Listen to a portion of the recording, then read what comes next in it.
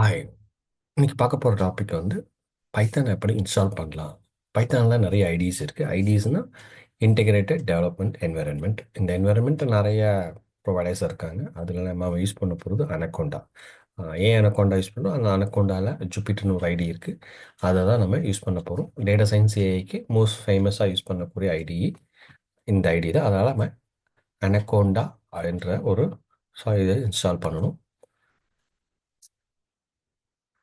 அனக்கோண்டாவை நான் டவுன்லோட் பண்ணோன்னா நீங்கள் கூகுளில் அனக்கோண்டா டவுன்லோடுன்னு கொடுத்தீங்கன்னா ஃபஸ்ட்டு பேஜாக அனக்கோண்டா டிஸ்ட்ரிபியூஷன் சொல்லிட்டு ஒரு டவுன்லோட் ஒரு ஆப்ஷன், ஒரு வெப்சைட் ஷோ பண்ணும். அந்த வெப்சைட்குள்ளே போயிட்டிங்கன்னா இந்த ஃபஸ்ட்டு ஸ்க்ரீன் ஓப்பன் ஆகும். இந்த ஃபஸ்ட்டு ஸ்க்ரீன் ஓப்பனில் இதில் வந்து ஃப்ரீ டவுன்லோடுன்னு இருக்குது. இந்த ஃப்ரீ டவுன்லோடை கிளிக் பண்ணி தான் நம்ம வந்து டவுன்லோட் பண்ண போகிறோம். நீங்கள் ஃப்ரீ டவுன்லோடை கிளிக் பண்ணால் ஆட்டோமேட்டிக்காக என்ன கேட்குன்னா, provide email to download distribution. உங்களுடைய டவுன்லோடை எந்த இமெயில் ஐடி கொடுக்கணும்னு அது கேட்கும்.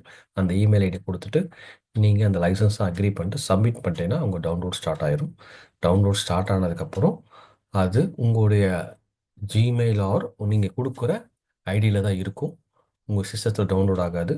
நீங்கள் டவுன்லோட் ஆனதுக்கப்புறம் எந்த இமெயில் ஐடி கொடுத்தீங்கன்னா அந்த இமெயில் ஐடி ஓப்பன் பண்ணி அந்த அக்கௌண்ட்டாக உங்கள் சிஸ்டத்துக்கு டவுன்லோட் பண்ணிக்கணும். டவுன்லோட் பண்ணதுக்கப்புறம் நீங்கள் டபுள் கிளிக் பண்ணிங்கன்னா இன்ஸ்டாலேஷன் ஸ்டார்ட் ஆகிறதுக்கான ஸ்க்ரீன் இதுதான் ஃபஸ்ட்டு ஸ்க்ரீன் ஓப்பன் ஆகும். இந்த ஸ்க்ரீன் வந்து வந்துருச்சுன்னா நீங்கள் நெக்ஸ்ட் கொடுங்க. நெக்ஸ்ட் கொடுத்ததுக்கப்புறம் இந்த லைசன்ஸ் அக்ரிமெண்ட் பண்ணுங்கள்.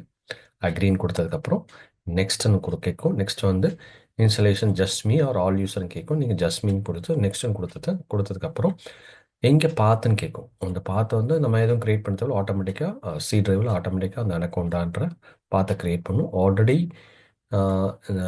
உங்கள் சிஸ்டத்தில் வந்து அனக்கௌண்டாவே இல்லைன்னா அது ஆட்டோமேட்டிக்காக க்ரியேட் ஆகும். ஆல்ரெடி நீங்கள் ஏதாவது மல்டிபிள் டைம் அனக்கௌண்டாலாம் இன்ஸ்டால் பண்ணியிருந்தீங்கன்னா மேபி அந்த இடத்துல எரர் சொல்லும். நீங்கள் அனக்கௌண்டான்ற ஃபோல்டரை டெலீட் பண்ணிவிட்டு திருப்பி ரீஇன்ஸ்டால் பண்ணனா இந்த பொசிஷன் வந்து இன்ஸ்டாலேஷன் ஸ்டார்ட் ஆயிரும்.